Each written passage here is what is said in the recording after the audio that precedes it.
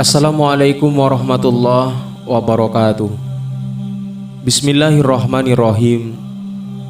Rasulullah Shallallahu Alaihi Wasallam adalah seorang pemimpin yang paling rendah hati ataupun tawadhu. Sahabat Anas radhiyallahu an bercerita tentang sifat rendah hati Rasulullah Shallallahu Alaihi Wasallam. Tidak seorang pun yang lebih dicintai oleh para sahabat selain Rasulullah Shallallahu Alaihi Wasallam.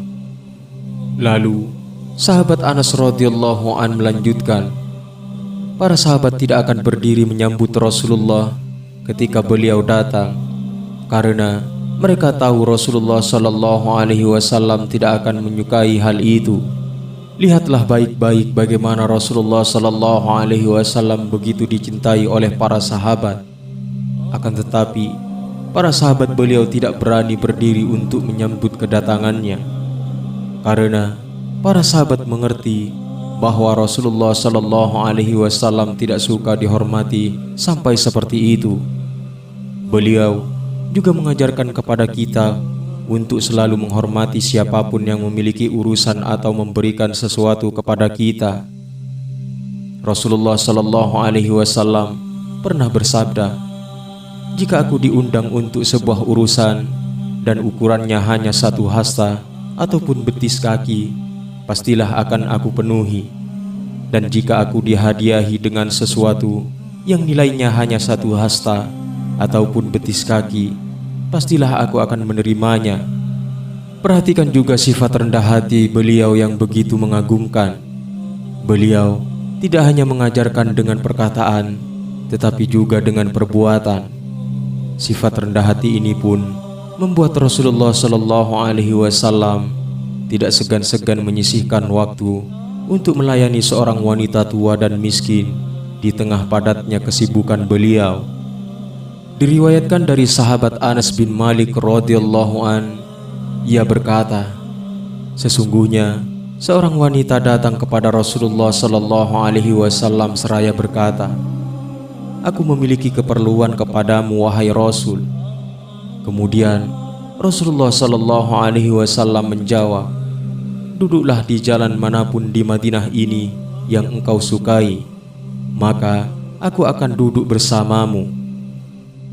Tak ada habisnya kisah kasih sayang Rasulullah Shallallahu Alaihi Wasallam terhadap umatnya.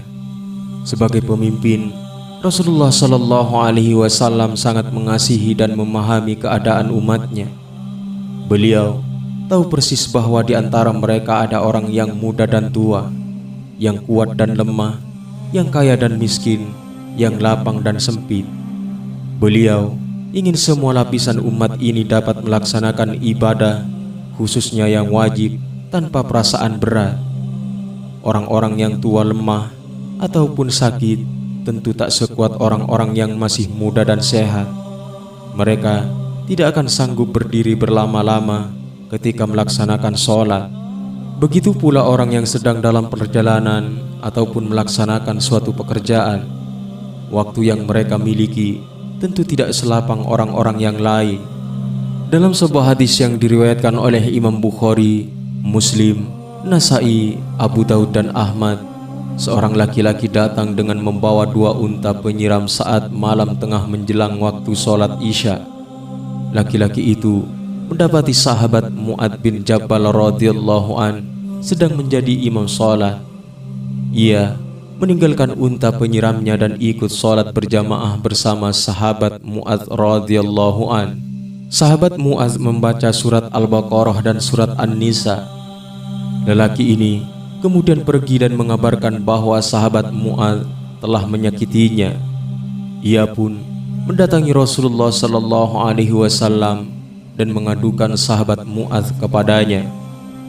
Kemudian beliau baginda Nabi Muhammad Shallallahu Alaihi Wasallam bersabda, wahai Mu'adz, apakah engkau ingin menimbulkan fitnah?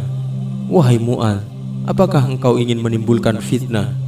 Wahai Mu'adz, apakah engkau ingin menimbulkan fitnah? Mengapa engkau tidak sholat dengan membaca surat yang agak pendek? Sungguh, orang-orang yang sholat di belakangmu itu ada yang tua, lemah, dan orang yang mempunyai keperluan. Wahai sahabat mukmin, Demikianlah akhlak Rasulullah sallallahu alaihi wasallam. Beliau adalah utusan Allah, manusia suci sekaligus pemimpin negara. Namun, beliau begitu rendah hati dan selalu meluangkan waktu untuk memperhatikan sesama. Mudah-mudahan video singkat ini bermanfaat dan semoga kita diakui sebagai umat beliau, baginda Nabi Muhammad sallallahu alaihi wasallam, dan semoga kita mendapatkan syafaat Rasulullah sallallahu alaihi wasallam di hari akhir kelak. Allahu a'lam bissawab. Wassalamualaikum warahmatullahi wabarakatuh.